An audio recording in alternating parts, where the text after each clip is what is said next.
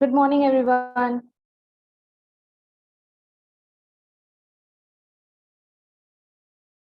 Good morning, Human.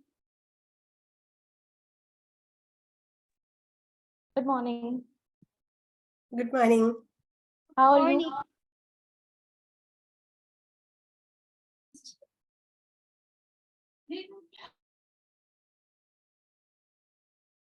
Good morning, Shimzu.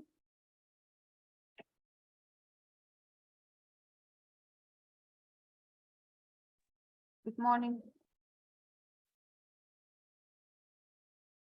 Good morning.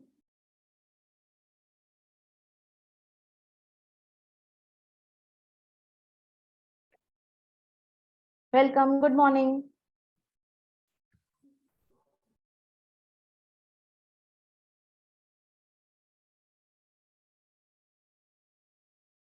Good morning.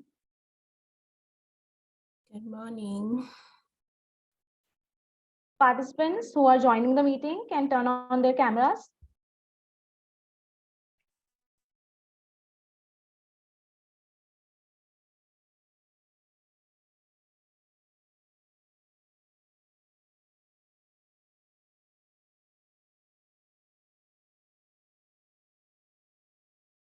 Good morning, Meduet.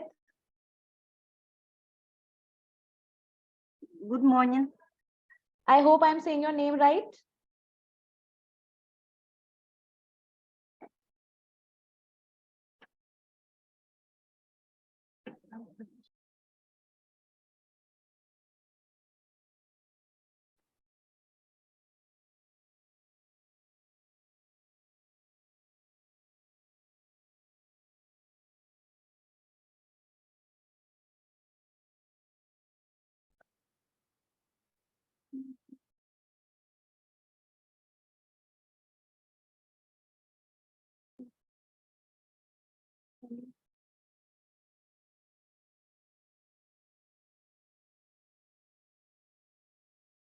Good morning, Hypec.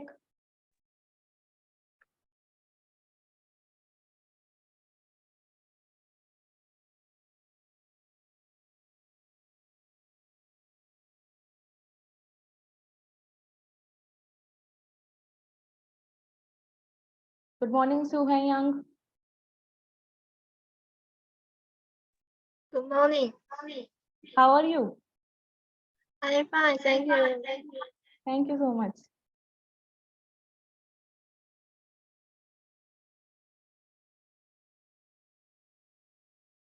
Good morning, Human.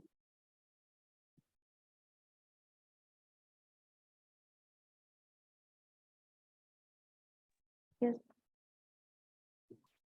Good morning. I hope I'm saying your name right. Yes. Thank you so much. I was nervous.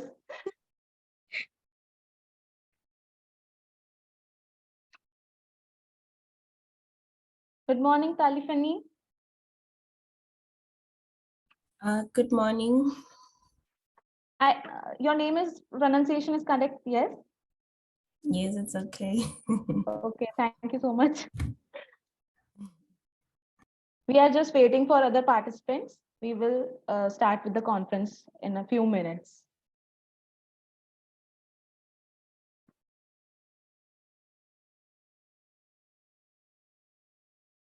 Good morning, Zulkia. Yeah, hi, good morning. How are you? I'm good. You can turn on your camera. Yeah, all right, no problem.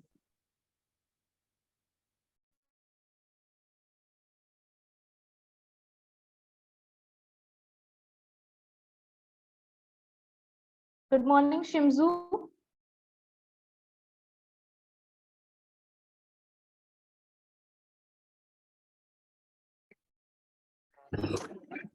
Good morning, Salome.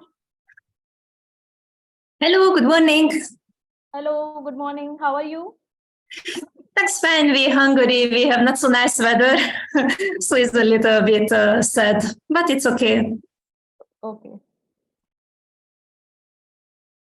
Good morning, Hypec. Hello, good morning. Hello, good morning, everyone. Good morning, everyone.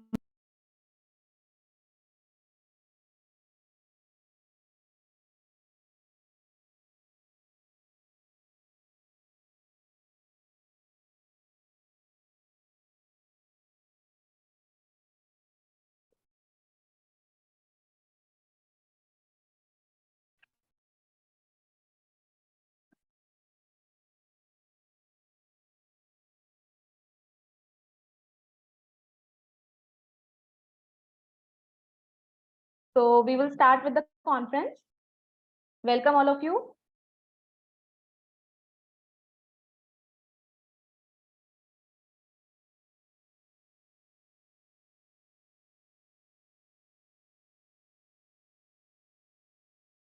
Welcome to Eurasia Research Online Live International Conference.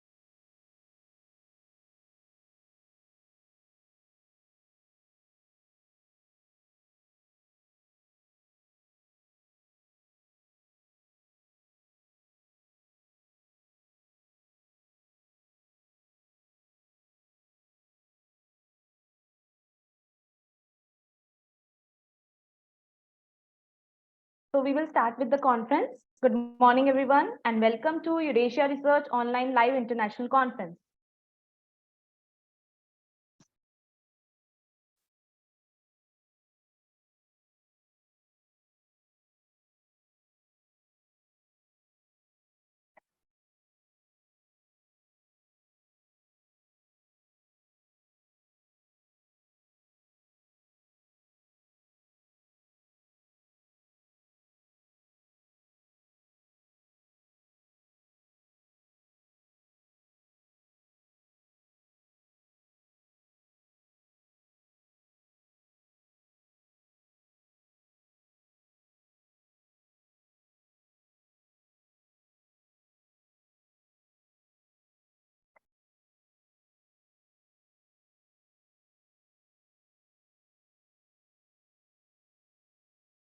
So today we have presentations and participants from 17 countries around the world, and we are broadcasting this conference of Facebook Live on multiple pages of Eurasia Research.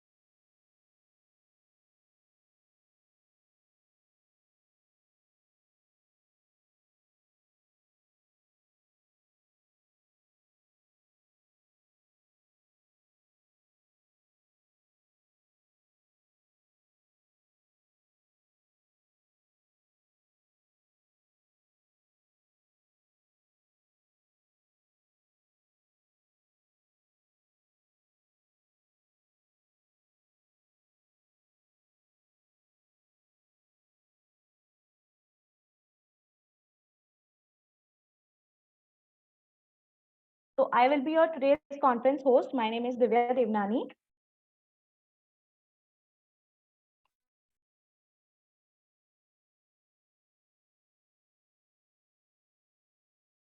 Before starting with the conference, I would like to introduce Eurasia Research.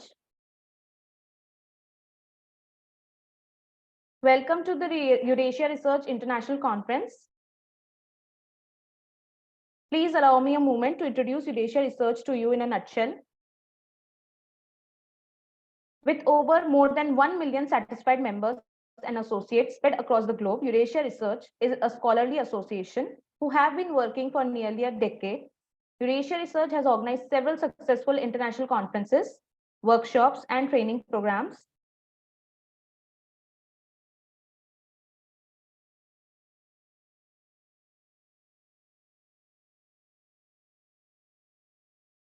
At various reputed institutes and grand venues, Eurasia has been tirelessly working for research world and have not stopped their endeavors even during COVID era, and have presented research community with an online platform which was safe and convenient method to continue their passion. Our objective is that we are an international community of researchers, practitioners, students, and educationists who aim to bring together worldwide researchers and professionals, encourage intellectual development, and to create opportunities for networking and collaboration. These objectives are achieved through academic networking, meetings, conferences, workshops, projects, research publications, academic awards, and scholarships. Some of our key highlights are: we provide scholarship to deserving candidates to promote students and research scholars to participate in the international conference. Young Researcher Scholarship is provided in the form of a full registration fee waiver.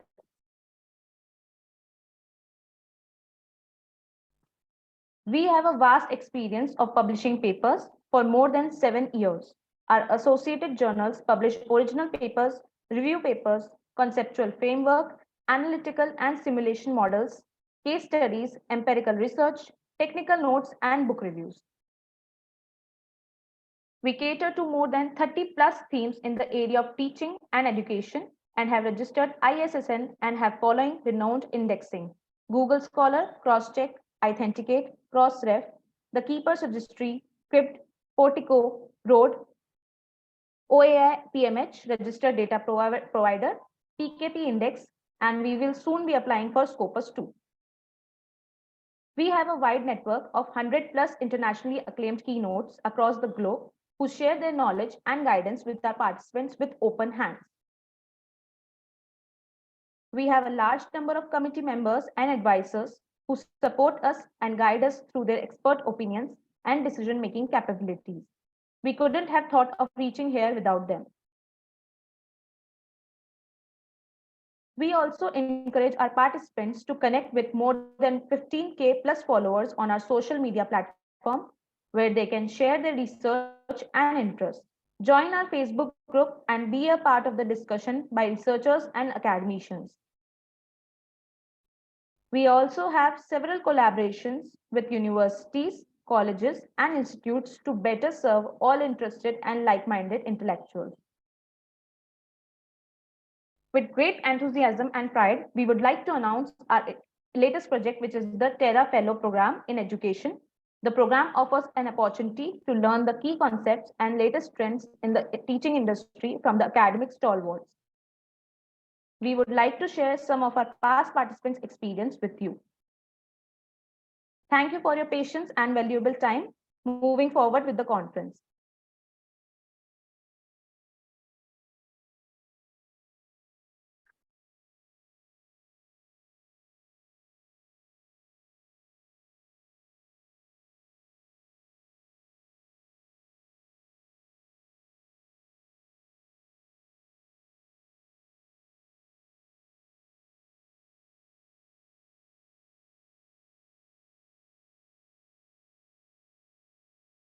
First of all, I would like to invite our Terra President, Dr. Len Chili, Dean of Graduate and Professional Studies, LaSalle University, Newton, MA, United States.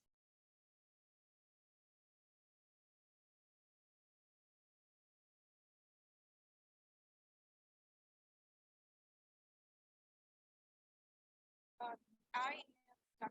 Shelley, and I'm currently the Dean of Graduate and Professional Studies at Bell.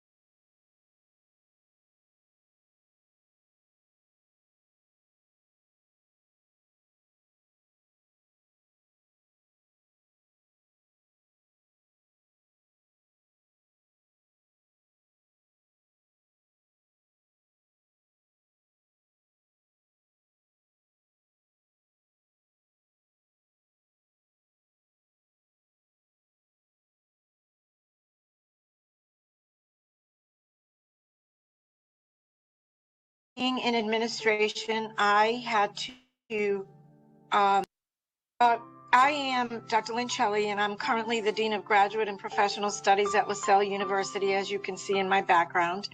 And I'm currently the president of Terra Eurasia, and I've been involved for multiple years with the organization as a participant, as a speaker, as a keynote speaker, and as the president. And I'm very proud of the organization because it brings people from all over the world globally together to talk about issues that affect higher education and other areas in education and other areas, nonprofits, etc.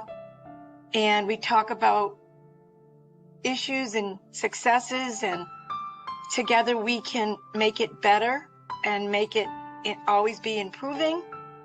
And I always say ever evolving. COVID was very difficult for all of us. And being in administration, I had to assist faculty in an immediate way to pivot from a face-to-face delivery of classroom time to electronic and Zoom and so forth. Many of these faculty members had no idea about the Zoom platform or any other learning delivery modules, the way that they could be delivered. So the administration really had to step in and pivot quickly. And I think overall, and talking to my colleagues across the globe, I feel like they did a wonderful job doing that. I have to say, I don't think it was the same for the students, which is sad. Preschool all the way up through PhD, I think it was difficult. I think it was less difficult for graduate students in master's and doctoral programs because many of those were already online. So there wasn't much of a pivot, but I'm going to say pre-K through the baccalaureate was very difficult, and teachers and administrators were amazing. And I do think our students that lived through that need extra attention, and the research is bearing that out right now. And that's our jobs to try to find ways to make sure that we fill those gaps. I'm going to be very honest. I'm a people person. I'm a relationship person. I thrive on making real eye contact and making real connections with people. I much prefer an on-the-ground conference, a face-to-face conference. I did the keynote for this organization in London last April. I'm doing it again in London. I'm making that commitment to make that trip because I so deeply believe in the relationships and the bonds that are formed, as well as just during the conference, getting to know people and seeing different perspectives rather than just seeing it on a screen. Encourage them to attend a Eurasia conference in general, because I believe in the organization. I'm president of the organization right now. I would encourage them to attend. If they couldn't attend in person for financial or schedule or whatever reason, I would encourage them to attend, but I would encourage them to attend in person first, but always, and I continue to do that, encourage them to attend. Nothing but good things to say about the conference pre-COVID, and last year I did not attend an online conference, so I can't comment on that during COVID, but I can comment on pre-COVID and my experience last year in London. I truly find that the way it's organized in groups and the group work that goes on is different than just to sit and listen, which is what attracted me and why I said yes to becoming president.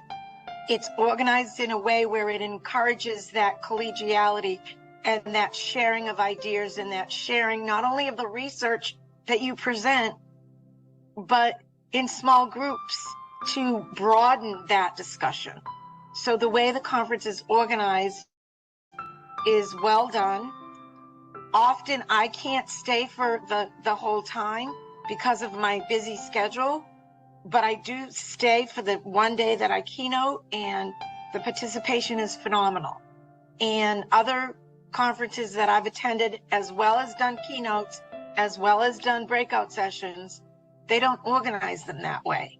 Yeah. I organize my breakout sessions and keynotes in other organizations that way, because I feel from my learning styles research that I've done and published on, it's the best way people learn.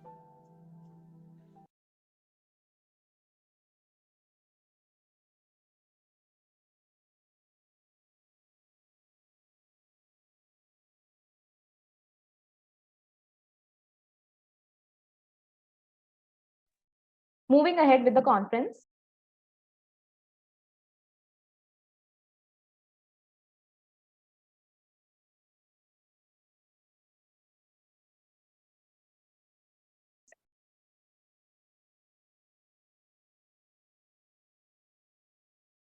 So I would like to invite our next eminent speaker, Melvis Atom, Faculty of Business Administration and Accountancy, Khon Kaen University, Khon Kaen, Thailand.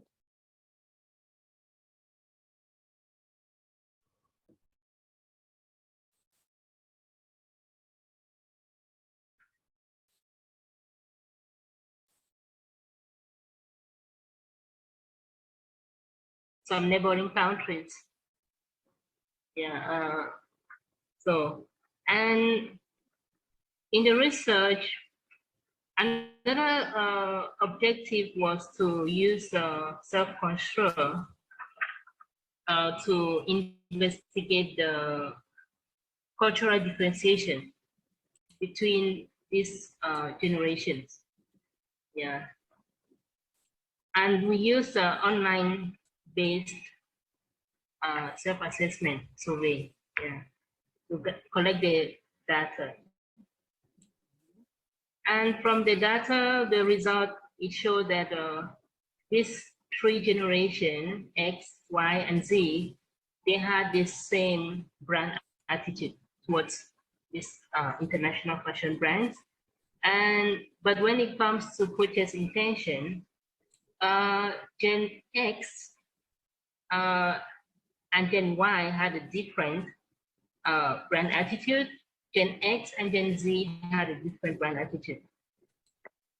And the result also showed that Gen Y and Gen Z had the same, which is intention. Yeah. Yeah. So that was the result from the research. My motivation. Well, first of all, so during the pandemic, social media platform became a great way to engage with people. And carrying out my research with the pandemic was difficult because we can't be sharing papers to people, and it was even difficult to meet people face to face. So that's why I choose to carry it, to collect the data online. Yeah, because a good thing about online is that you get real-time result faster. It's also more accurate when you get online because the margin of error will be reduced with online results. And the participants too, the participants, they are free to answer the question at their own convenience. Yeah, with online survey.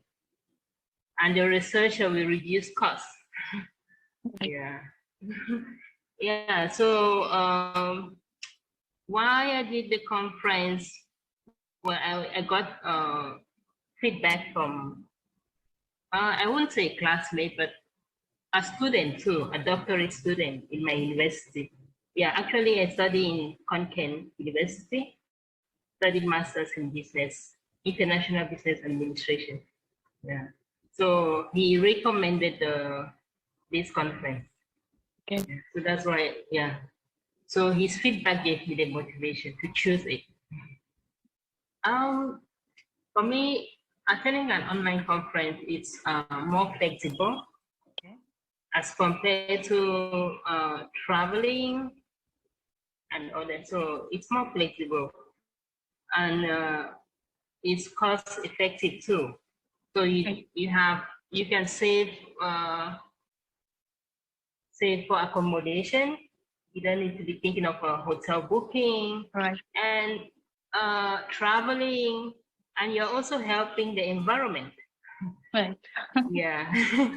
Okay. And with this online conference, I think it's also some people they don't find it like they find it difficult to speak when it comes to public speaking. Yeah, they find it difficult to speak face to face. But with online, they feel relaxed to talk. Yeah. So I think that's why online is better. And for even though it has a disadvantage, which is you can't meet people face to face. Yeah, to engage with people. Well, but I think I would always prefer online. I will definitely recommend that. Yeah. Okay. Yeah, because well, I would try to tell them. I would always recommend them that you should go for online conference. Yeah, you save your time. You save the stress. You have your convenience. Like it's flexible. Yeah. So I would always recommend that. The conference, it gave me the opportunity to listen to different topics. Yeah, some topics that are like, especially in different fields, not only marketing, business. Yeah, there were different fields. So I learned a lot from it. Okay. And the field, like in the conference, they were not only academic, it was not only based on academic. Yeah. Other professions were also present. Like, for example, there was a, I don't, well, I can remember, but there was a police, I don't know if it was a police officer. Yeah, he presented something which I learned about the Brazilian system of criminal law and justice. Yeah. So I was impressed with that, and I learned a lot from it. Yeah, and their levels of appeals in their Supreme Court. Yeah, which is something I was glad to listen to.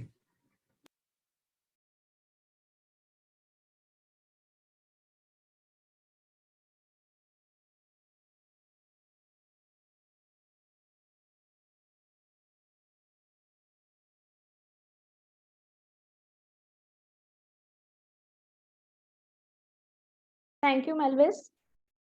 So our next eminent speaker is Velu, Faculty of Maths,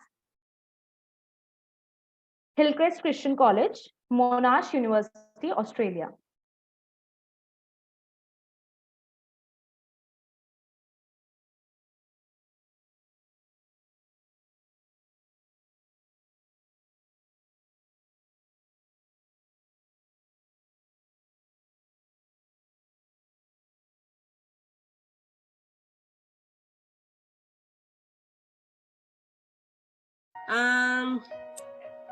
So I'm Dr. Wei Liu, so it's Doctor of Engineering and a Master of Education. Currently like independent researcher, because I'm planning maybe study my second PhD. For this conference, my presentation is about the critical thinking skills for Chinese teachers. It's a study of mathematics teachers' perceptions. The research is mainly like a mixed method for quantitative and qualitative. So I use the survey, questionnaire, and interview to collect the data. Mainly, the aim is I wanted to know does gender and teaching experience will influence teachers' perception of critical thinking, and also wanted to know teachers' perception of students' critical thinking skills during math class time.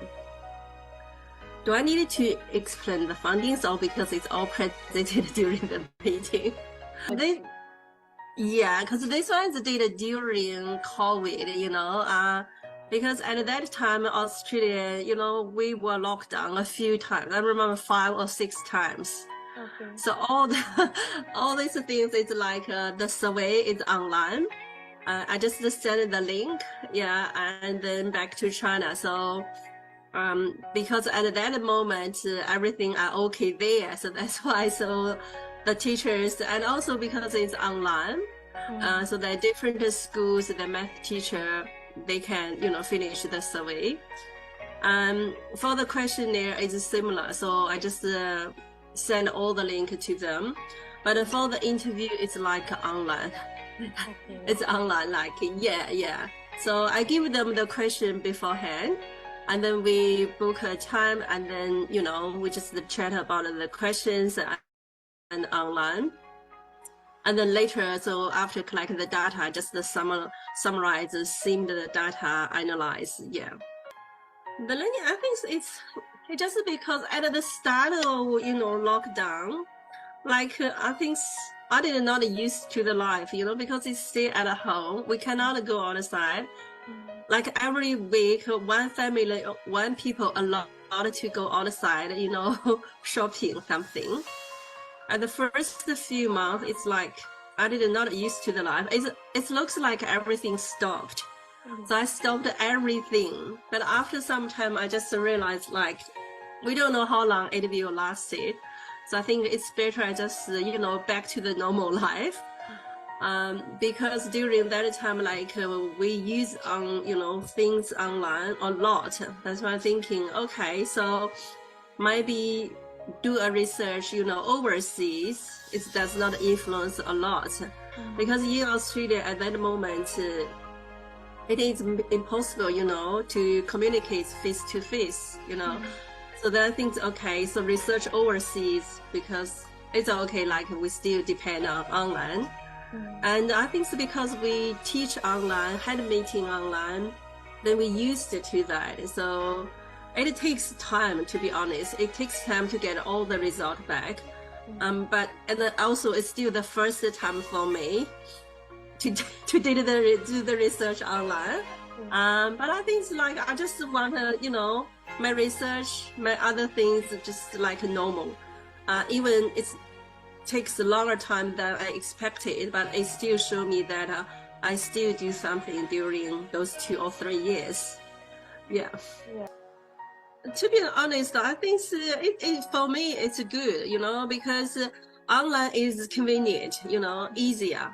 Yes. And especially for people, you know, who cannot arrange time to travel, especially like overseas. Yes. And international conference, I think, have very good opportunity for researchers is you can read, you can know different, you know, research from different countries, you know. It will help you to know more about what the other researchers, what they do, you know, what's the topics. Because some research might inspire your interest as well. And also through the meeting, you can know more people, you can build the network.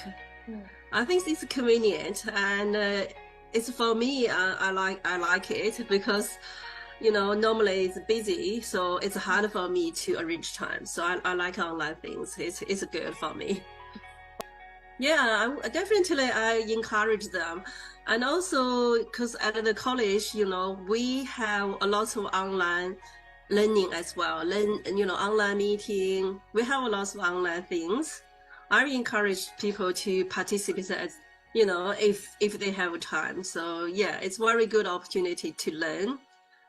Yeah, and also it's good for us to develop in our research skills. I think it's like all the procedures, you know, organized really well. So, you know, it's very efficient. And then, so all the presentation is good. And because of the time, you know, everything is organized very well, very efficiently. Yeah. Yeah.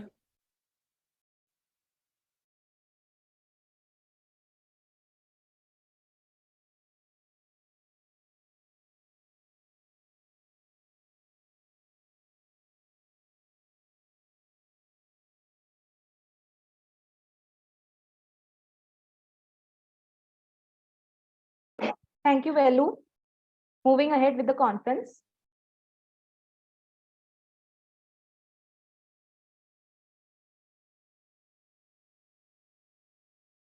So we have the conference schedule, and the conference is divided into 3 sessions. First session will be of keynote talk.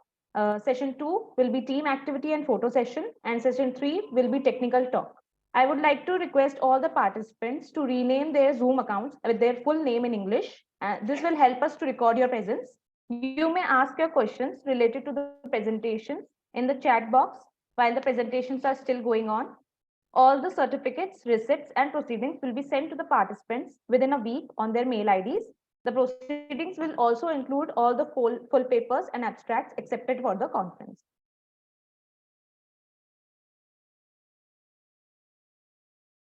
Moving ahead with the publication process.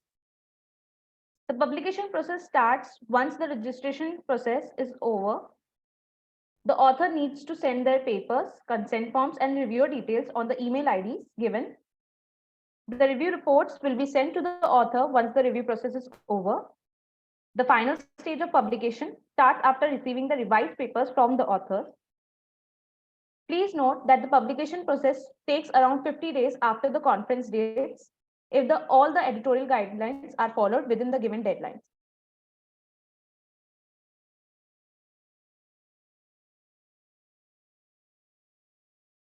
So I would like to invite Dr. Vitor Tome, our keynote speaker. He's an expert on digital citizenship education, Council of Europe, Lisbon, Portugal. His topic is digital citizenship education, concept, policies, and practices.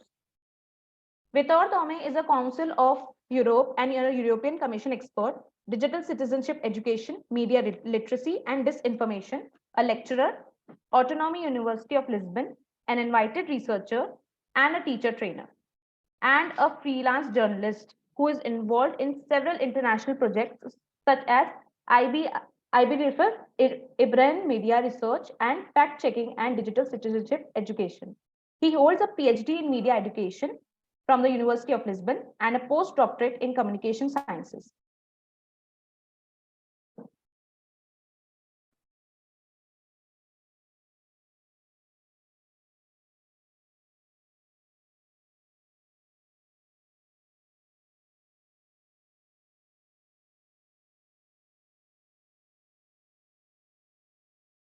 Hello, everyone.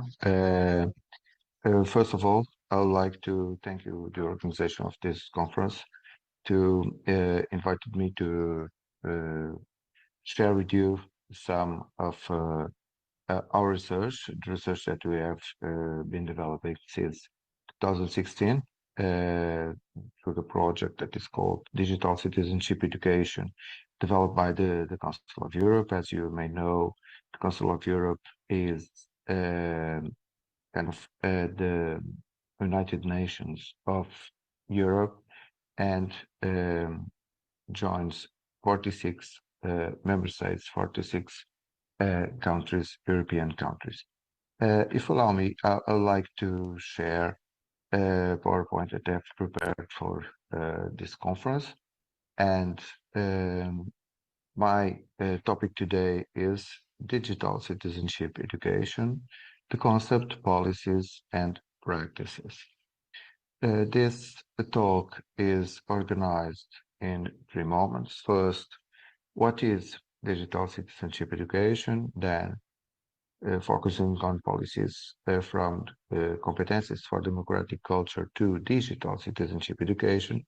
And then we give you a general idea of how things are going on 17 different European countries.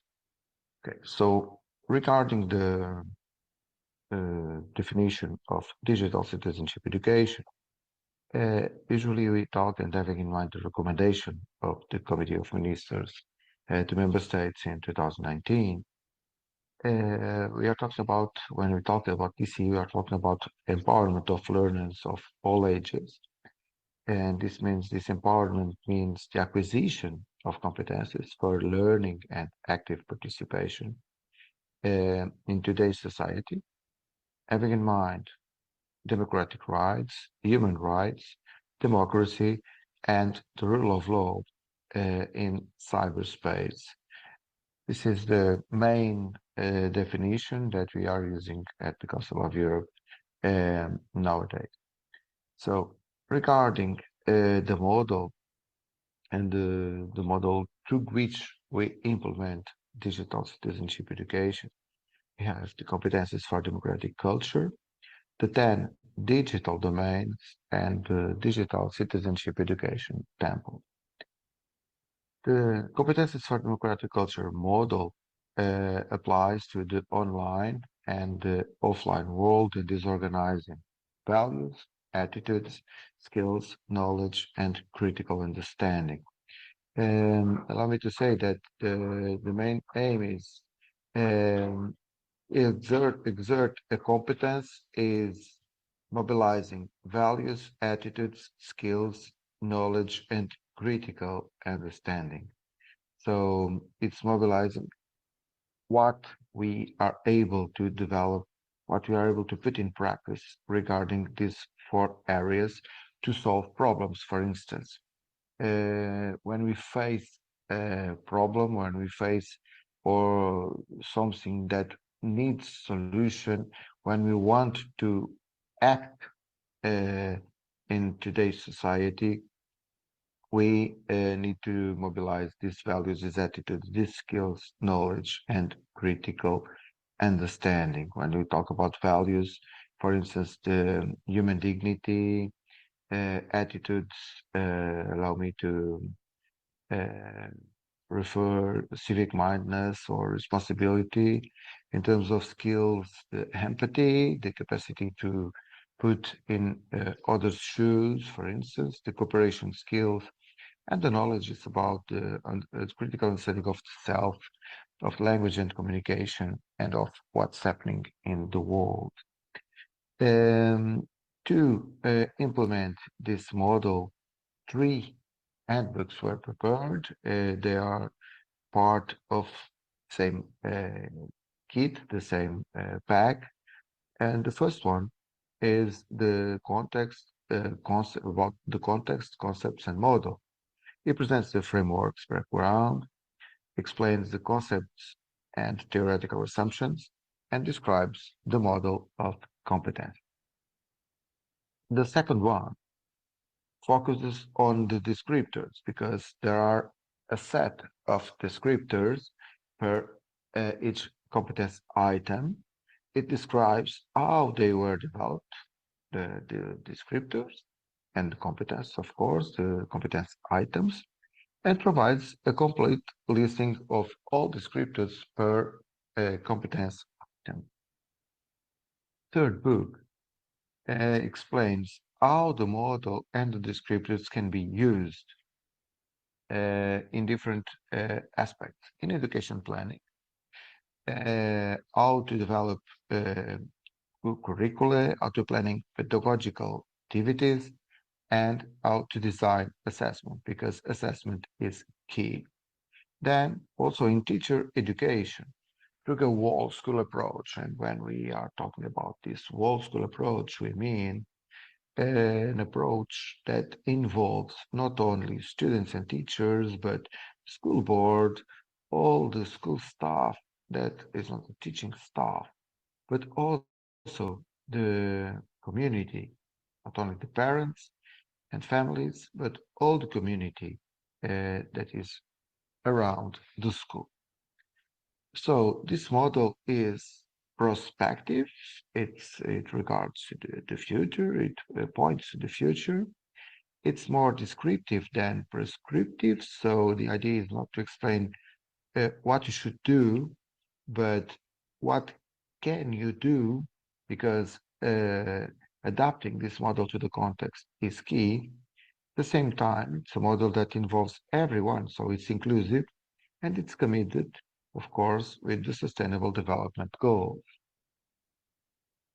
To develop this model and to promote this model throughout Europe, the Digital Citizenship Education Project, and in particular, and the Council of Europe in general, organized a website dedicated to digital citizenship education that explains the background, the activities developed so far, the resources that were produced, and the team whose members are part of this team.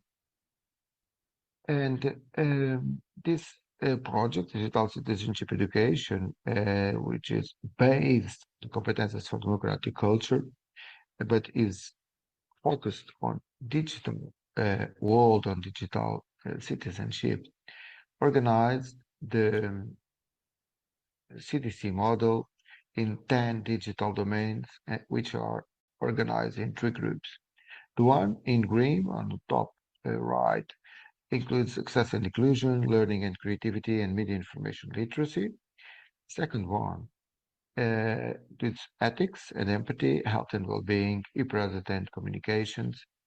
And the third one on the left was active participation, rights and responsibilities, privacy and security, and consumer awareness.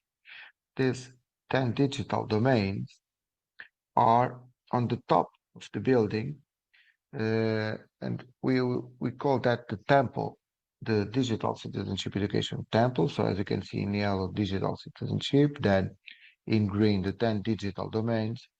And at the base of this temple are the competences for democratic culture. This is values, attitude, skills, knowledge, and critical understanding. So to implement digital citizenship, it is key to focus on policies, actors, strategies, infrastructures, and resources, and of course, evaluation. Evaluation, as I said before, is key in this model. So let's focus now on policies.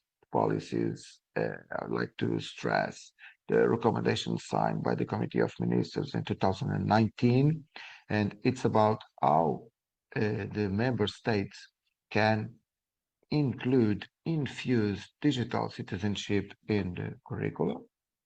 Then the actors, in 2017, the project analyzed the most important actors in terms of digital citizenship education, and organized also a system to rate these experiences related with digital citizenship education. This is available through the volume 2.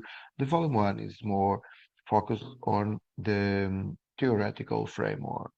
So we have the literature review, the DC based on the competencies for democratic culture, and how to assess projects and practices related with digital citizenship education. Focusing now on strategies and especially on the volume 3 of the pack that we have analyzed before. We have some planning principles, namely focus on experience, comparison, analysis, reflection, and action, and some methods. For instance, the cooperative learning, the project-based learning, and the service learning. In terms of resources, the DCE project produced digital citizenship handbook for learners and also a trainer's pack for trainers. These documents are available not in English, but not only in English, sorry, but also in different other languages, and you just need to check on our website that I've just mentioned before.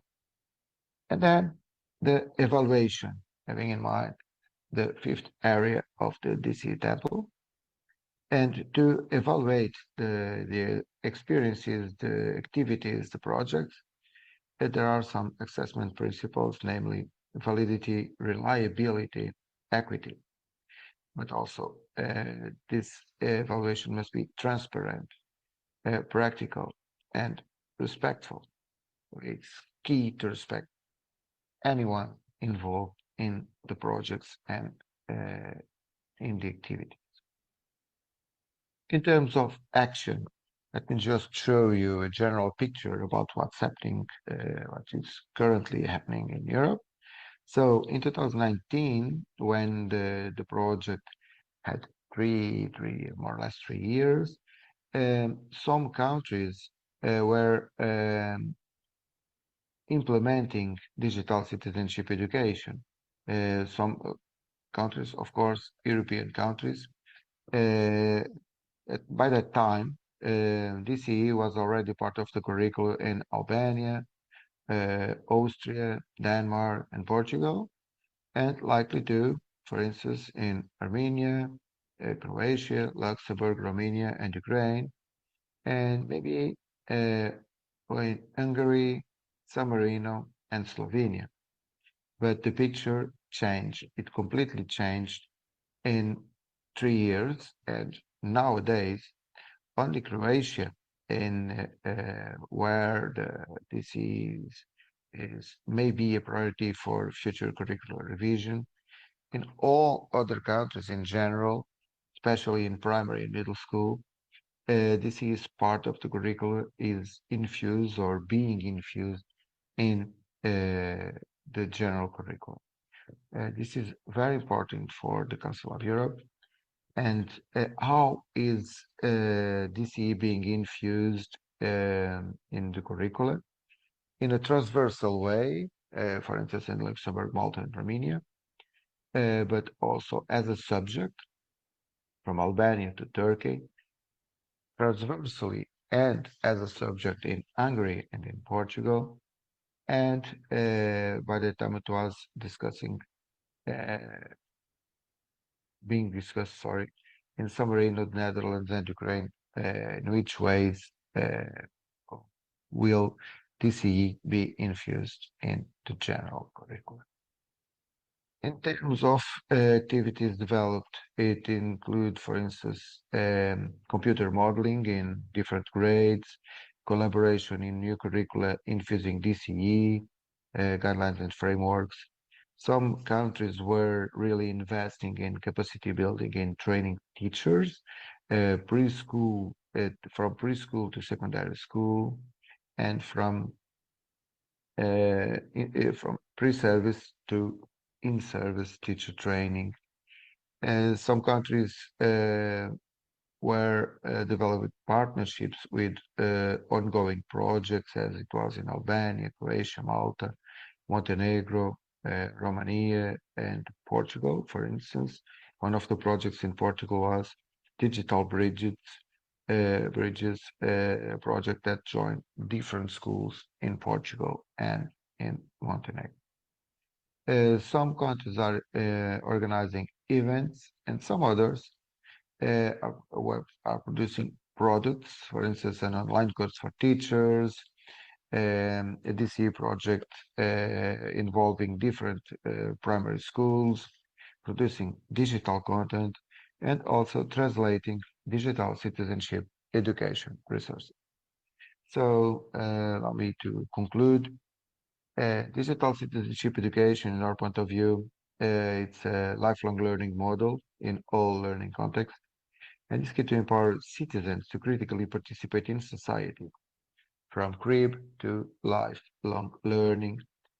And in our opinion, and having in mind the results of all the research we have developed so far at the Council of Europe, this digital citizenship education model should be implemented through holistic learning, having in mind the whole person context and everyday experiences, all the subject areas, and the highest number of languages possible through a whole school approach that involves all the community, as I have just said before, and having in mind action, because the idea is to empower people so they can evolve from literate users to fluent users, as the American researcher Mike Revel stated in 2019.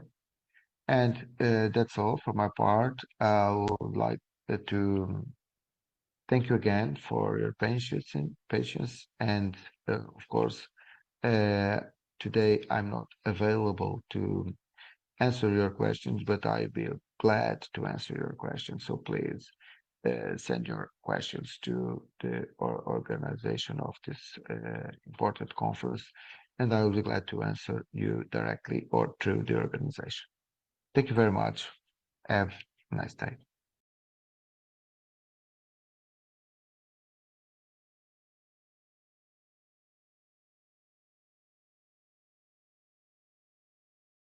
Many thanks, Dr. Vitor Tome, for addressing all of us.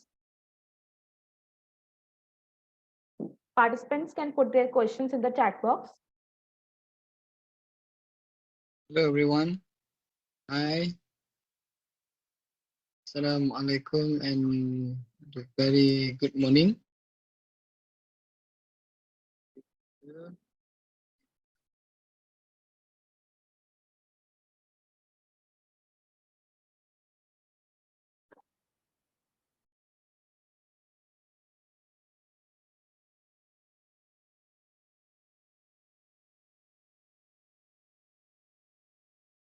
I would like to invite our next keynote speaker,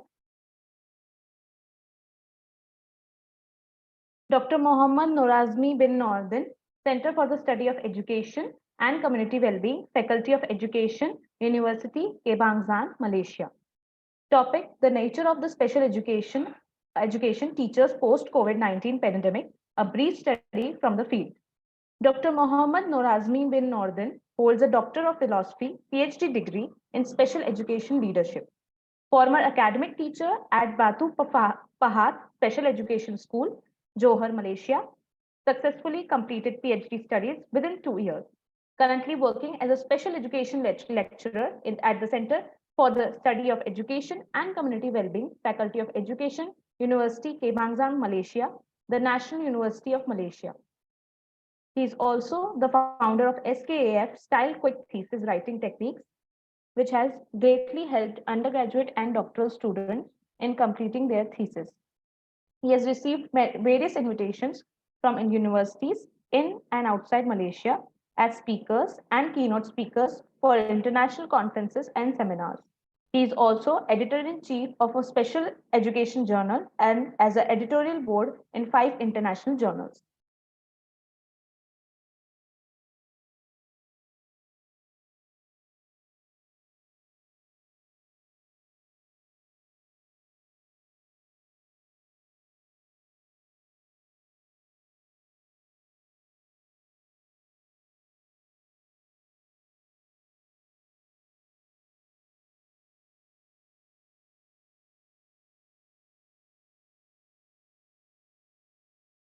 Hello everyone. Hi. Assalamu alaikum and a very good morning to all of you here. And I hope that all of us here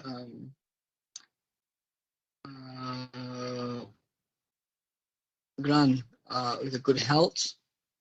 And I hope also we enjoy this conference well. And I'm very pleased to inform you that I'm also feeling honored as a keynote speaker here for this conference. So now we are in 2023 SORES London International Conference on Interdisciplinary Research in Social Science today until 26th of April 2023. So as I mentioned earlier, I would like to give my gratitude to Dr. Laura Charles because she's willing again to invite me as a keynote speaker for this conference as well. And I'm also feeling so honored because this is not the first time I'm working together with Eurasia Research. It's been a long time networking with Eurasia Research, and Eurasia, the best conference organizer that I have connecting before, as well as they can manage a quality and a very good conference, and they covers all the fields, and also Eurasia also can give the best platform to a scholar to impress or to share the knowledge. So I'm very honored. I'm very appreciate that the organizer still willing to invite me as a keynote speaker for their conference. So before I go further with my keynote session here, so I would like to introduce myself first. I am Dr. Muhammad Nur Azmi bin Nordin, Senior Lecturer in Faculty of Education, University Kebangsaan Malaysia, in here, Selangor, Malaysia. So my fields or my expertise is in special education, visual impairment. So here in UKM, University Kebangsaan Malaysia, short form is UKM. I'm teaching the subject of special education, specifically in visual impairment subject. So I'm leading these courses. So I'm trained teachers to be students. Okay, I'm trained students who will be a teacher, future teacher in the field of special education, specifically in visual impairment. So UKM is the second oldest or second biggest university here in Malaysia. We have altogether 26 to 28 government universities. So UKM is the second largest,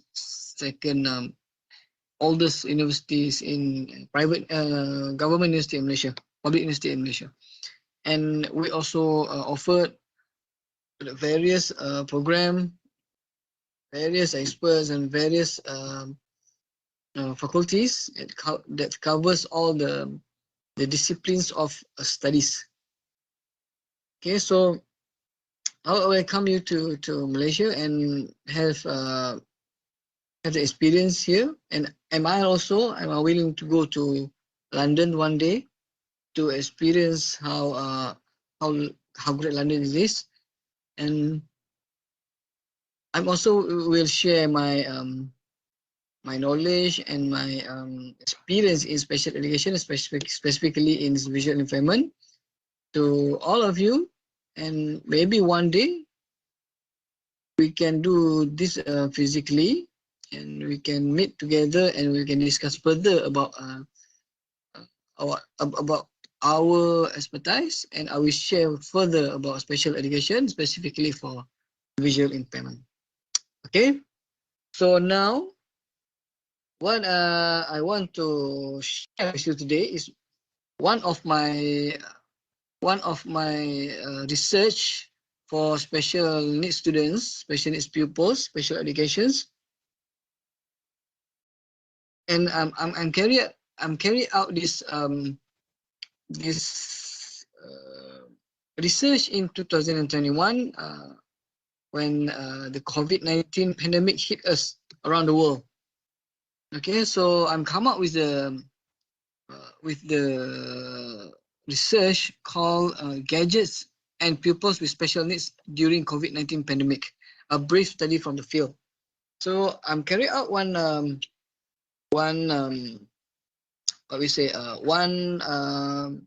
research regarding the period that we have to organize classes in online method, in online approach. So all of them are using gadgets to learn, to attend the class, to attend the online class. So I'm come up with a research I managed to get the information on what the pupils with special needs, special education students get the benefit from the gadgets and their online learning. Because when the COVID-19 pandemic hit us in 2019 exactly, we have to change a lot of things, including how to learn, how to connect with students, how to manage the classes. So the gadgets is the one of the most things that we all use between the COVID-19 pandemic periods. Okay, so this is what I want to share with you. Then again, this is me. I'm also wearing purple today. Why? Because purple is the official color for special education here in Malaysia. If you have your knowledge, if you want to know that blue color is the former color for autism. So when we celebrate the Autism Awareness Day, World Autism Awareness Day, so we're always using blue color for our posters, for our presentations, for our formal activities regarding to autism awareness. So same goes to special education itself. Special education, the wider scenes. We're using a purple color to introduce the special education to the world. So that's why I'm wearing purple for today. Okay, so once again, this is me, Dr. Muhammad Razminuddin. I'm a senior lecturer in special education, Faculty of Education, University Kebangsaan Malaysia, here in Malaysia. So this is a picture that shows you some of special education pupils who we are dealing with. Of course, this is not my real students, but I want to show you that this is the kind of special education needs pupils, which is we're teaching for their learning process. So on our right screen, these cute girls, cute pupils, is Down syndrome pupils, and in our left screen we have physically, or we have a cerebral palsy pupils. Okay, this is two categories. We have many categories. We have visual impairment, we have deaf, we have mute, we have learning difficulties, and also we have autism, dyslexia, and so on. Okay, so as introductions, the use of devices became a key issue in online teaching and learning, according or since COVID-19 pandemic hits the world.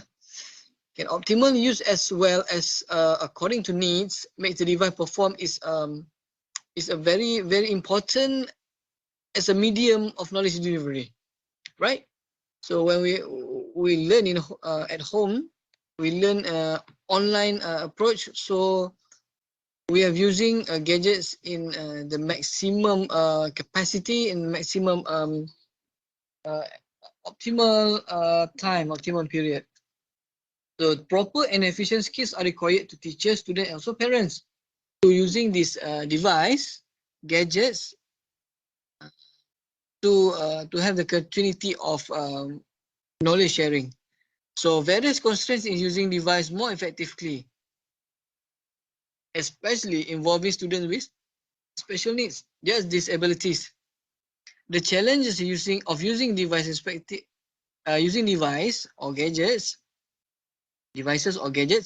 effectively can be seen through the level of ability of students with special needs, the diversity of disabilities of students with special needs that affect concentration during online classes, with functioning and up-to-date devices quality.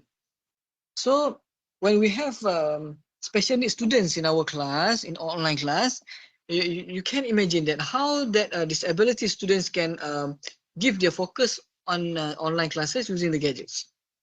They maybe can focus on if we have gamifications or when they are playing games.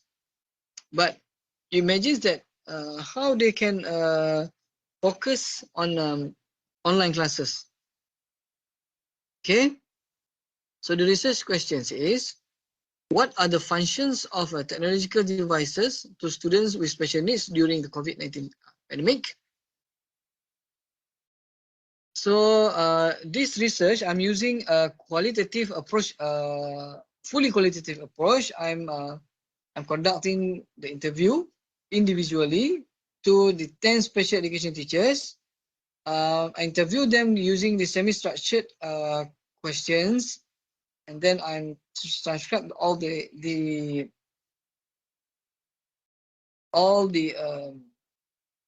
interview sessions, and at the end of the transcribe, I will I'm doing a thematic analysis. So when I'm interviewed all 10 special education teachers using the research questions. So after I'm going through the scribe process, and also I'm going through the thematic analysis, and then the finding shows that the gadgets or devices functions are good for special education needs students for their learning or their delivery of knowledge process. But exactly the best functions of gadgets to special education needs students is these four functions. One as a learning materials. Okay, the second one and as a assessment materials. The third is for as a networking between teachers and also the students. And then they're also using the devices or the gadgets for entertainment purpose in learning process. Okay, as a discussions, technological devices are very important in delivery of educations during the pandemic period.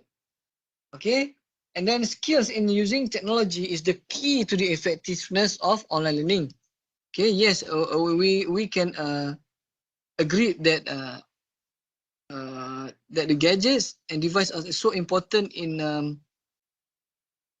delivering knowledge for special needs education students. But we have to ensure that we have the skills to manage or to using that technological devices so that we can deliver the best, or we can deliver the good and effective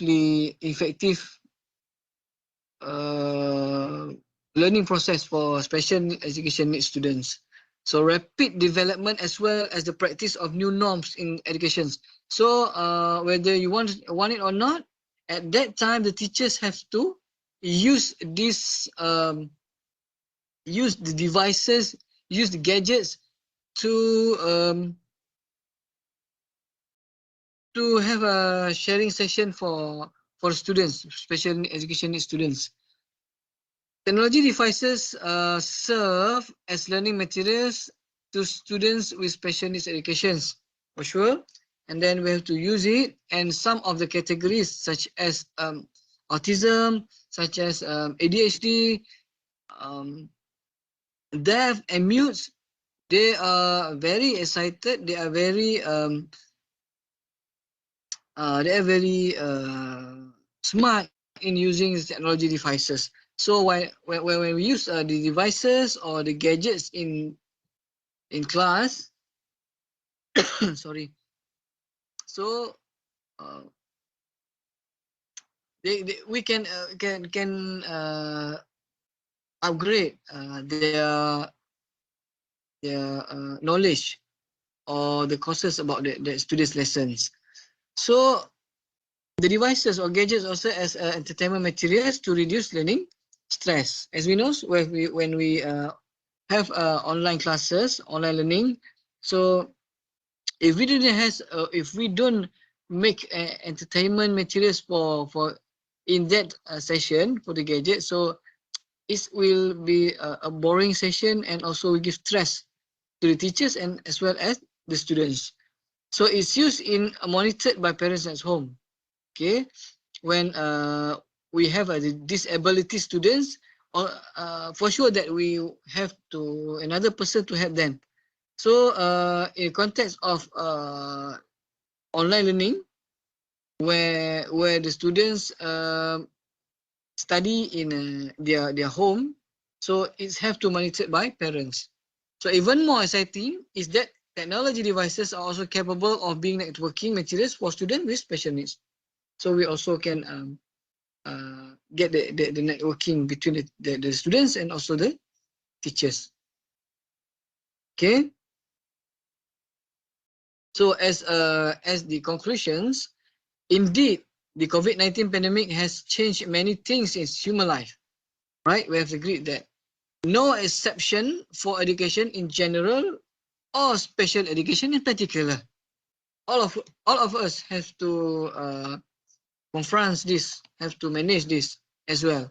The use of technological devices or gadgets in the teaching and learning process has become the new norms. Maybe we will use this approach, we use this method 10 or 20 years future.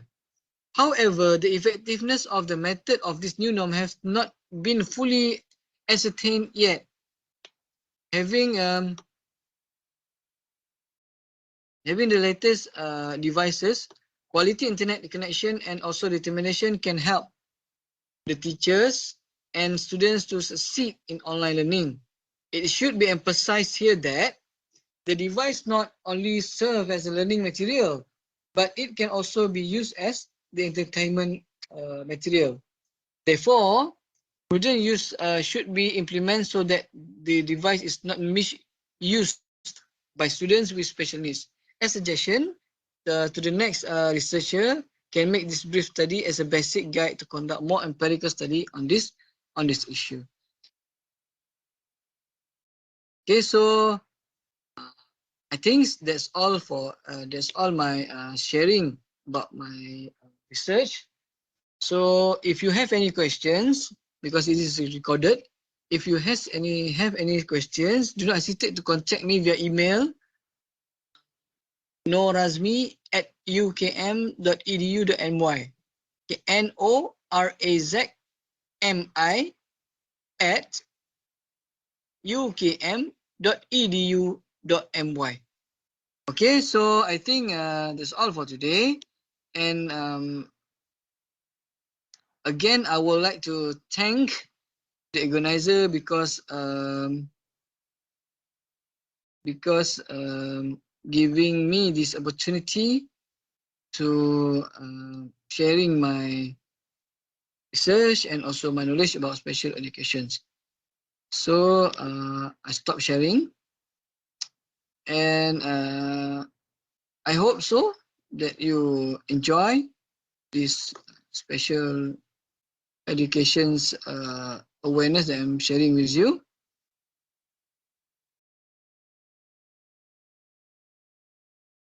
And then I hope that we can meet together again in next time. So see you soon. Goodbye and thank you.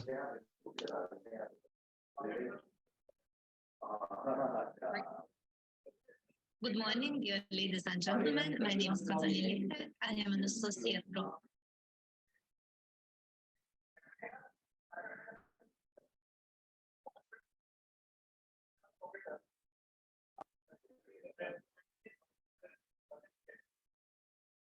Thank you, Dr. Mohammed Noraz bin Nordin.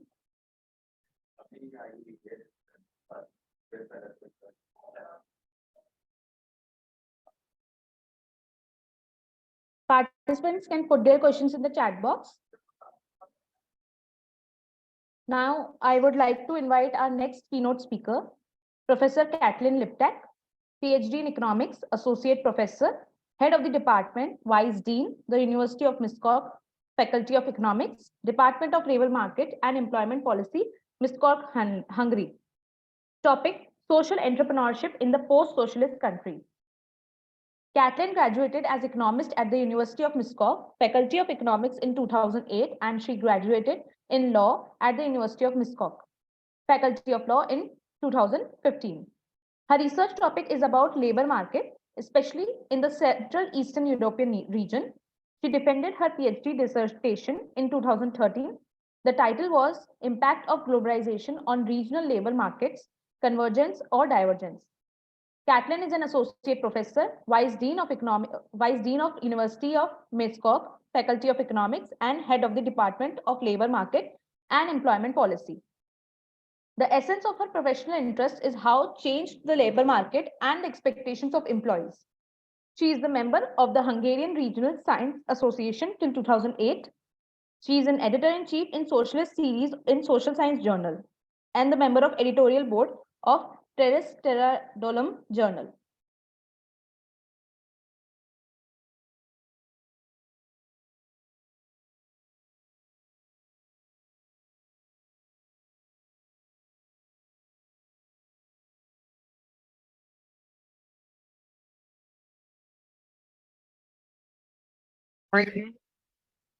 Good morning, dear ladies and gentlemen. My name is Katalin Liptak. I am an associate professor from the University of Miskolc from Hungary. Today's topic will be the social entrepreneurship in the post-socialist countries. The global problem of unemployment and the impact of COVID-19 epidemic on the labor market are increasingly being addressed at regional and local level. The solidarity economy is also often seen as an alternative to capitalist development, a possible new model for development. The main pillars of the solidarity economy are social enterprises, which can provide solutions to these problems. The aim of this presentation is to describe and analyze the functioning of some social enterprises in post-socialist countries. The disadvantaged peripheral region in post-socialist countries face a number of economic and social problems, such as high unemployment, population decline, poverty, and low income generating capacity. Enterprises that serve social objectives and pay greater attention to social responsibility and the promotion of community interest can help to some extent. Social enterprises are often the only economic actors providing employment alongside municipalities in smaller settlements. These enterprises have a very limited capacity to create jobs due to their non-profit character and limited income, cannot always pay wages, but they try to provide solutions to exist social problems.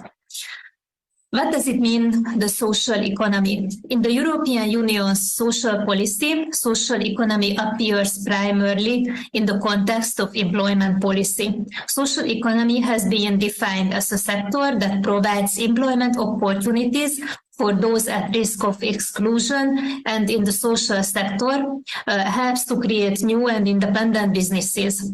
In addition to social enterprises employing disadvantaged employees, there may be community enterprises that emphasize community cohesion and purpose, and cooperatives that market holder surplus to strengthen self-sufficiency and improve the position of self-employed. The concept of social economy is defined by SIRIAC as a group of private enterprises organized in the formal framework, enjoying freedom of decision-making and voluntary membership.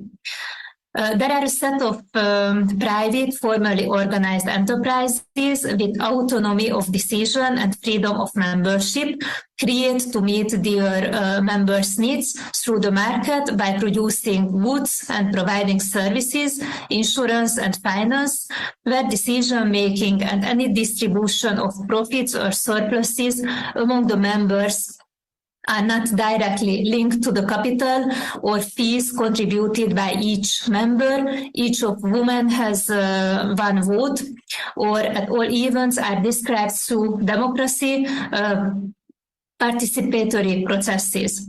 The social economy also includes private, formally organized entities with autonomy of decision and freedom of membership that provide non-market services for household and whose surpluses, if any, cannot be appropriated by the economic agents that create, control, or finance them.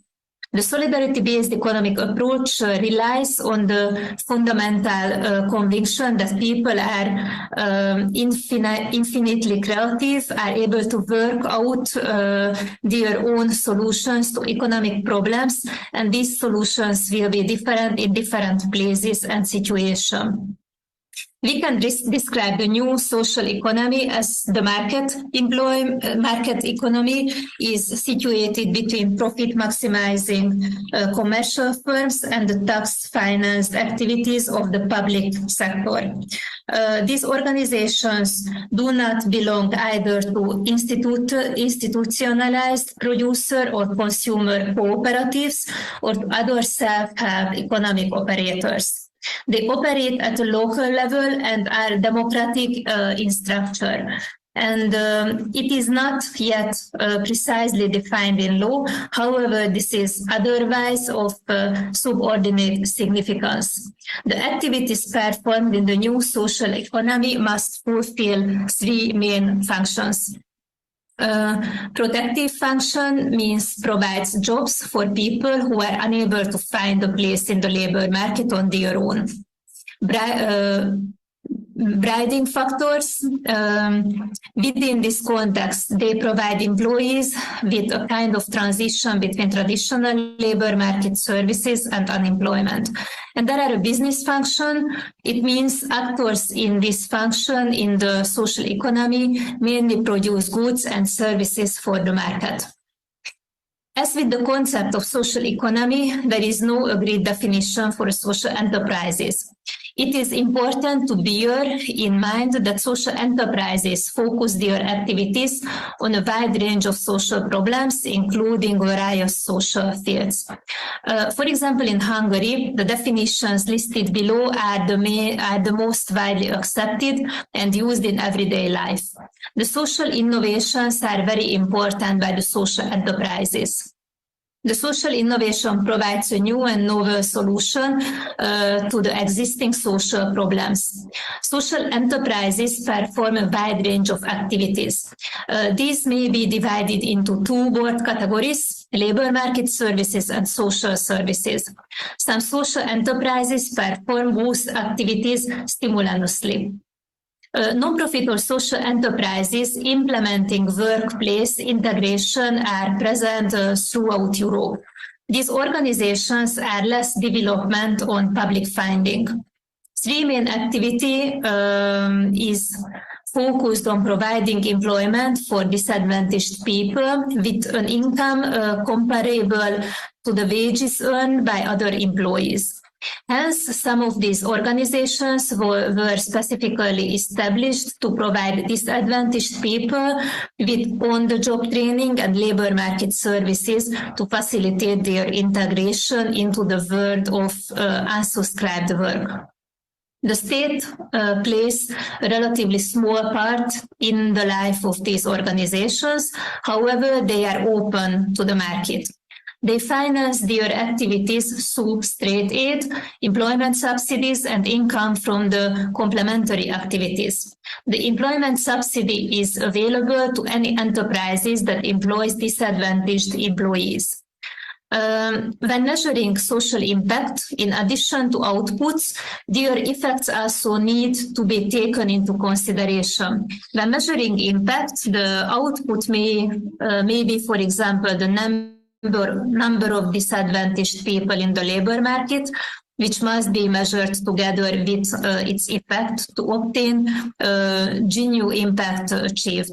In the first step, attention should be paid to the need to continuously measure and monitor the results and present them to the inventors and to the management. The measurement method clearly shows that the impact of social enterprises primarily depends on the objective set. As a result of the impact measurement, the information obtained does not inform about the organization, but about the social outcomes and impacts achieved during the activities performed by the social enterprises. Given that many social problems cannot be effectively solved in the long term by the governments, the market, or public aid, a certain part of social enterprises are established to fight against poverty and exclusion. The question of this presentation is whether the spatial distribution of social enterprises is related to the extent of poverty and exclusion. It can be assumed that a higher proportion of social enterprises are engaged in the fight against poverty and exclusion in areas where poverty and exclusion are higher. However, it may also be the case that there are fewer social enterprises to address this problem in areas affected by extreme poverty and severe social exclusion due to lower activity and higher hopelessness. The hypothesis can be tested in the case of Hungarian social enterprises, and social enterprises were examined with a survey. The test of hypothesis that material deprivation dimension of Eurostat and subjective power indicators are used to measure poverty and exclusion. You can see on the chart the poverty, the people at risk of poverty or social exclusion in percentage. Poverty is often identified as having low income level. The main idea behind it is that the extent of poverty is determined slowly on the basis of income, because money is a general and universal asset that can be converted into other goods. The sole contribution of the income situation has the advantage of making it relatively easy to define to poverty line and to measure the income level of observation units. Poverty can define as an objective, absolute or relative, or a subjective category. In absolute terms, the theoretical basis for measuring poverty is that the minimum human needs, the satisfaction of which is essential for individuals to remain healthy and able to work, are independent of space and time. The examined post-socialist countries, Czech Republic, Poland, Latvia, Lithuania, Hungary, and Slovenia joined to the European Union in 2004. Subsequently, differences in the proportion of population living at risk of poverty or social exclusion persisted among countries. While in Czech Republic and Slovenia, this value has been between 15 and 20%. It is over 55% in Poland, Lithuania, and Hungary. In the latter three countries, a significant decline in the poverty rate could be observed after joining the European Union. The favorable trend, however, was interrupted by the economic crisis in 2008, which again raised the poverty rate in Hungary and Lithuania from 2010 onwards. A decline in Hungary started only after 2013. The actors supposed to form the social and economy inherently have different motivations and value systems. The demand base of social enterprises is provided by the need unfulfilled by the private and public sector, as well as by unsolved social or environmental problems. Due to the economic processes in our age, there is even ever wider range or unfulfilled needs in the developing countries as well. This, on the other hand, follows from the stronger than ever differentiation, weakening profitability, and the appearance of new customized needs promising little economic profits right now, and on the other hand, from the public services lost because of the withdrawal of welfare states or transformed or other factors. We can summarize that social enterprises in post-socialist countries focus on the mitigation by the demand caused by rapid territorial and social polarization following the change of regime, and on helping and lagging social groups and territory, while in Western Europe countries, in areas not shocked in their economic development, the focus is on mitigating the damage of civilization. In the post-socialist countries, therefore, on the primary objective is to increase and retain the ability to work, to have employment, to prevent poverty, and to reduce the risk of poverty due to joblessness on the other hand. And thank you so much for your kind attention.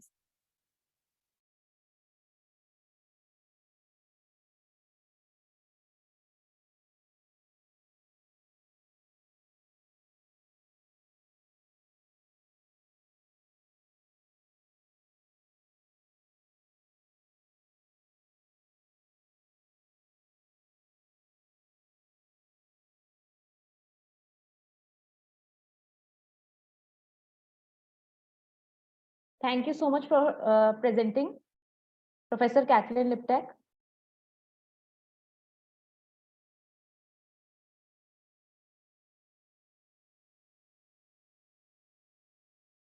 Please, any participants, please put your questions in the chat box.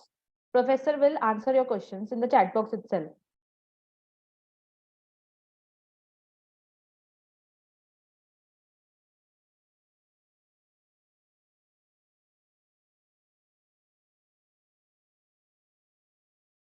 Moving ahead with the conference.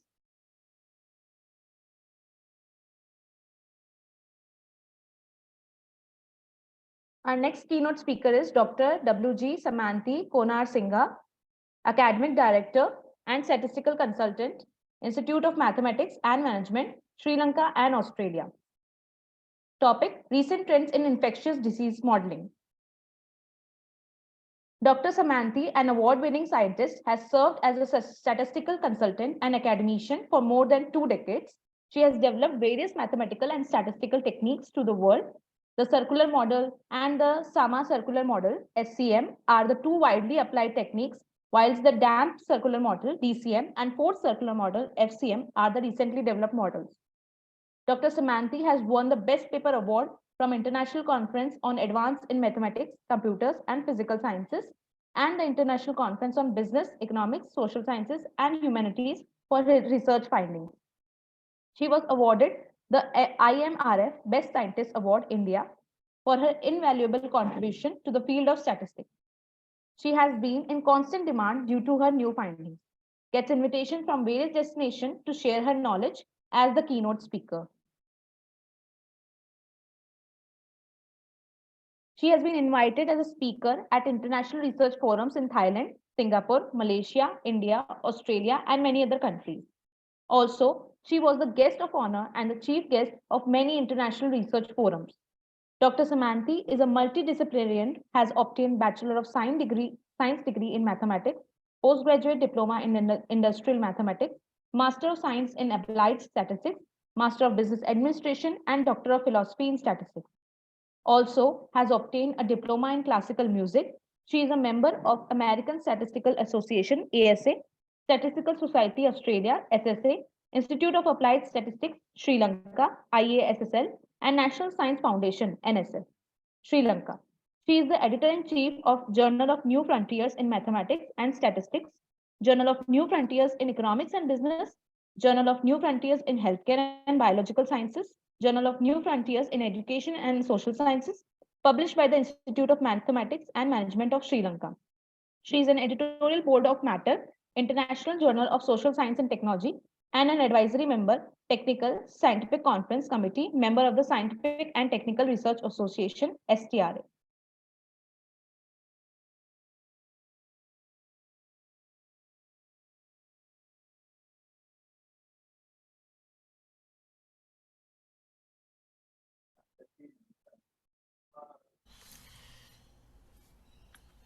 Today, I am going to talk about the recent trends in infectious disease modeling. I am Dr. Samanthi Konar Singha, Academic Director of the Institute of Mathematics and Management, Sri Lanka and Australia. Also, I am a researcher of the Western Sydney University, Australia. What are infectious diseases? A disease caused by living organisms like virus, bacteria, fungi, they are called infectious diseases. SARS, influenza, dengue, COVID-19, they are infectious diseases. A disease spreaded within a certain community, a region, or a country is known as epidemic. If it spreads across the seas, across the countries, then it is called pandemic. In general, the impact of pandemics are more than the epidemics to the society. We all know COVID-19 is a pandemic, which caused huge damage to the globe. Scientific forecasting plays a vital role in controlling and facing the epidemics or pandemics.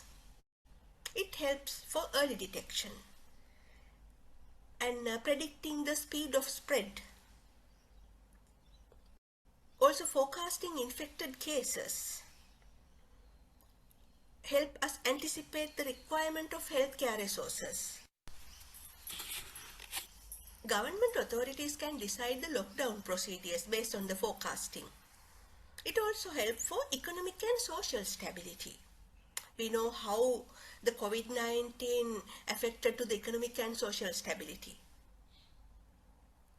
countries have to develop economic policies. Forecasting also plays a vital role in economic policy developments.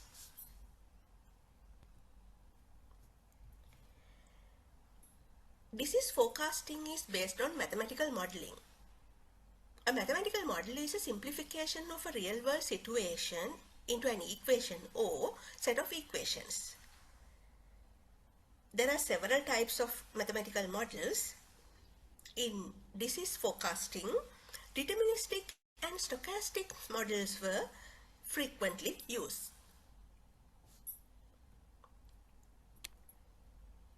We know the real life is full of uncertainty. The deterministic model is not capable in capturing them, but the stochastic models are capable in capturing the uncertainty in real life. Stochastic models also referred as statistical models. As we all know, when it comes to forecasting horizons, statistical models or stochastic models are more powerful. The reason is capturing this uncertainty. When we look at the recent pandemic forecasting, both deterministic models and stochastic models were used. Most prominent models are SIR model, susceptible, infected, recovered model, and its improved versions, SCIR, SCIRD, and many others. Among the stochastic models, exponential smoothing, ARIMA and SARIMA, circular model and SAMA circular model, they were highly applicable.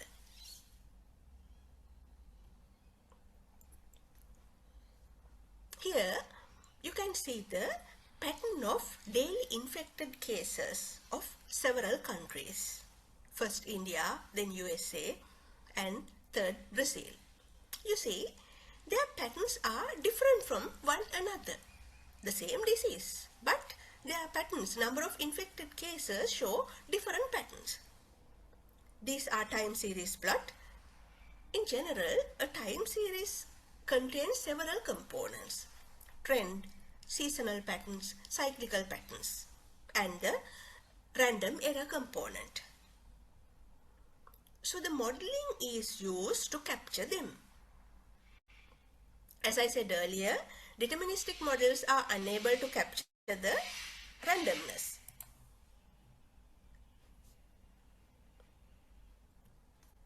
First, we'll look at the deterministic models: susceptible, infected, recovered or removed model. This was introduced by Kermack and McKendrick in 1927. In this model, we consider three compartments: S, I, and R. So the people move from one to another. So this system is explained by the differential equations.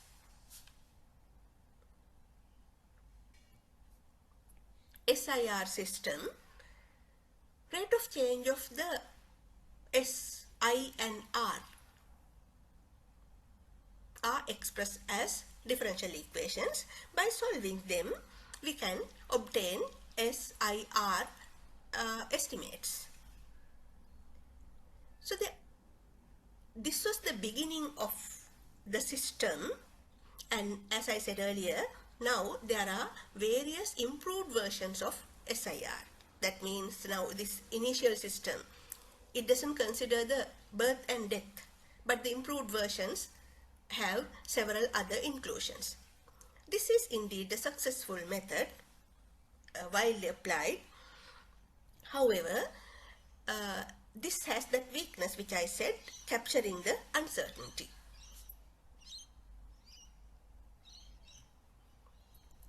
When we look at the stochastic models, at the beginning of the pandemic COVID-19, exponential smoothing played a vital role. They were highly successful. Exponential smoothing, there are three types: single, double, and triple. Double exponential smoothing technique was introduced by Holtz, and the improved version of that, Holt-Winters method. They were able to capture the patterns of number of infected cases at the beginning of the pandemic. But when it comes to the second wave, that was not successful. So at that stage, ARIMA was highly successful. What is ARIMA? This was introduced by Box and Jenkins in 1970. This model assumes a present value of a random variable is a linear function of past values or past lags and the past errors. Seasonal ARIMA is another version of ARIMA which captures the seasonal pattern of a series as well. This model or this family of models, they were introduced to capture any time series. Hence, they were applicable for disease modeling as well. The circular model and Sama circular model are another quite new time series techniques. They were introduced by Samantika Narasimha in 2016 and 2018 respectively. The top one is circular model, the second is Sama circular model, which is the improved version of circular model. These models are quite different from the other time series techniques. Here, present value of a random variable is captured by waves. We learn waves in physics. The wave behaviors were used for that. And the Sama circular model used waves and the lags. So in COVID-19 forecasting, circular model, especially the Sama circular model, was highly successful. Indeed, the seasonal ARIMA model and Sama circular model were the best in forecasting. Among them, the forecasting ability of Sama circular model was quite high.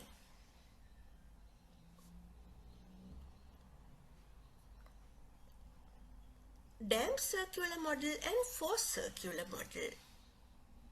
These two techniques came to the world with the COVID-19 pandemic. They are actually improved versions of the circular model, but circular model and Sama circular model, they were not introduced for forecasting diseases, not for disease modeling. But damp circular model and forced circular model, they came to the world specifically for this purpose. It happened this way. Udaya Konarasinghe,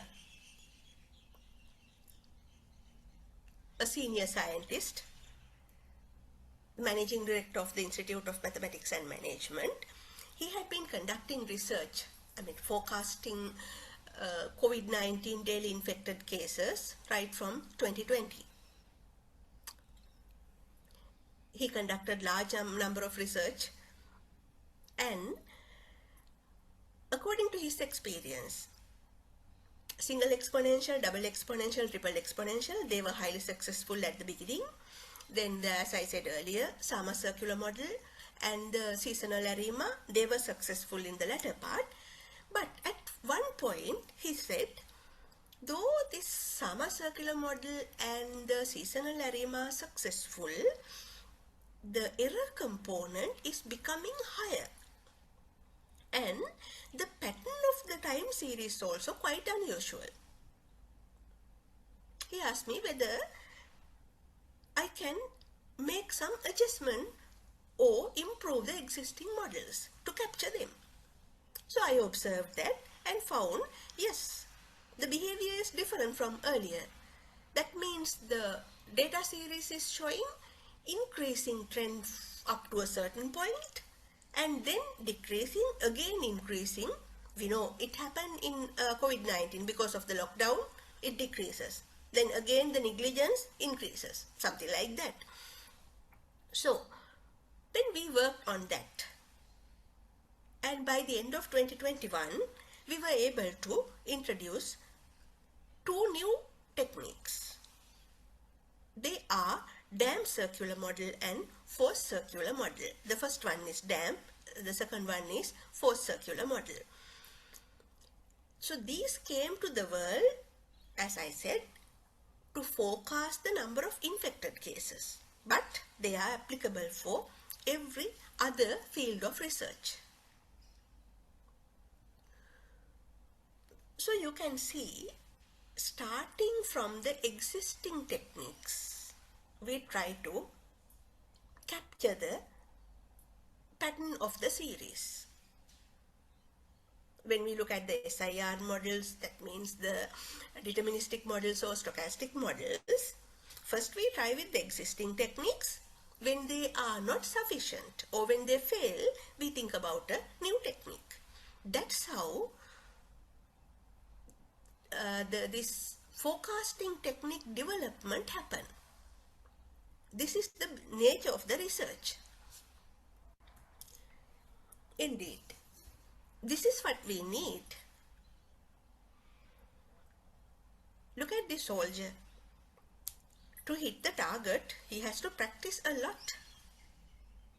He can't achieve his target within 1 day or 2 days. So as researchers, we first must practice, first learn, practice the existing techniques, and then we can think about our own methods. For what? To contribute something to the society.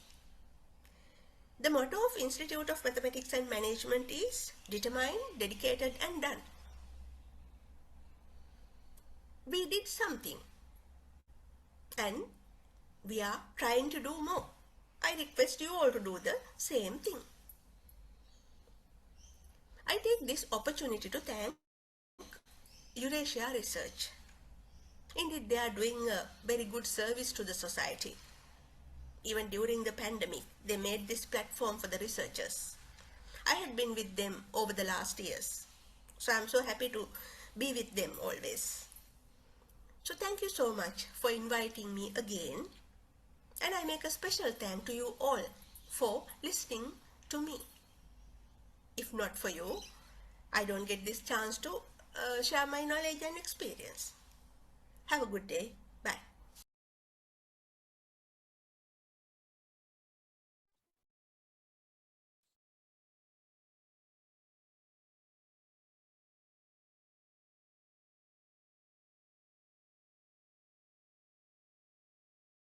Thank you, Dr. Samanthi.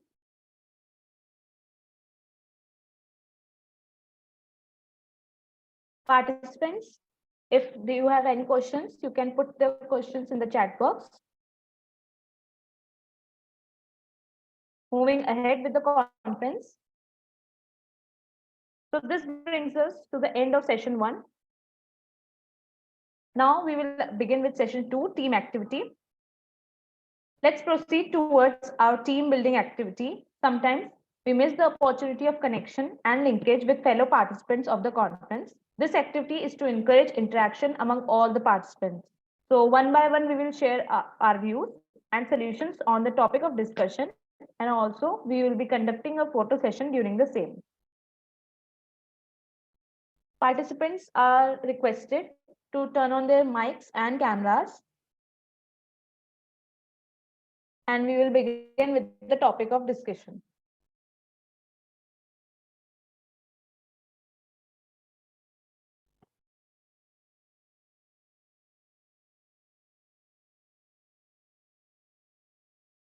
Zulkia, Sukanya, please turn on your cameras and mic. Melvin, Quasi, Yuwen. All the participants are requested to turn on their cameras and mics for the group discussion activity.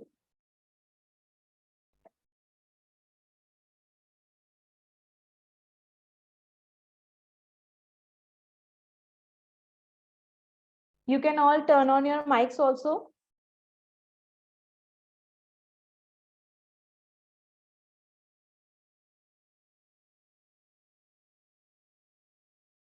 Other participants who have turned off their cameras can turn on their cameras.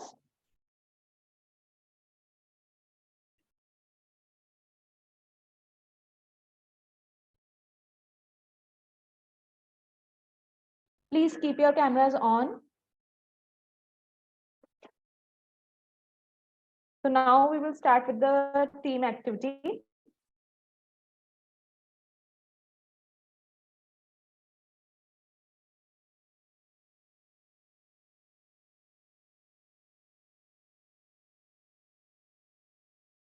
All the other participants who have not turned on their cameras, please turn on their cameras.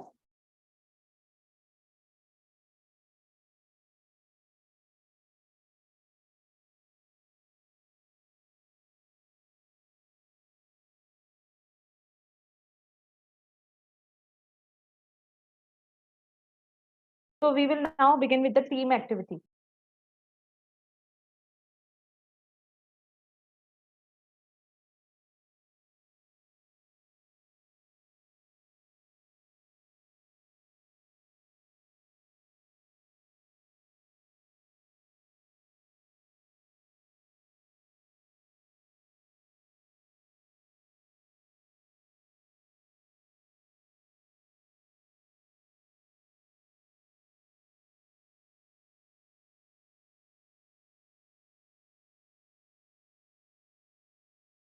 So today our topic of discussion is why are we so attached to our thing?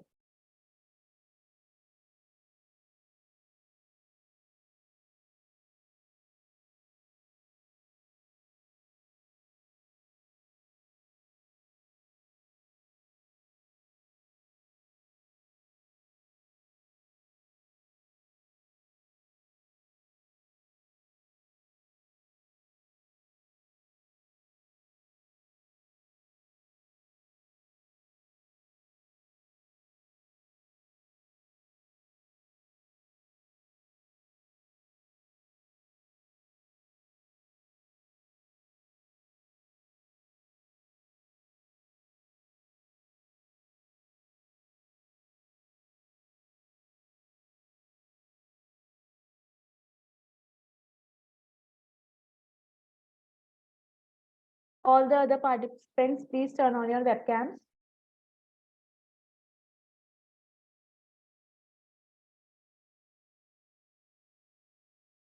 Shown by babies whenever deprived of an item they considered their own. Jean Piaget, a founding father of child psychology, observed something profound about human nature.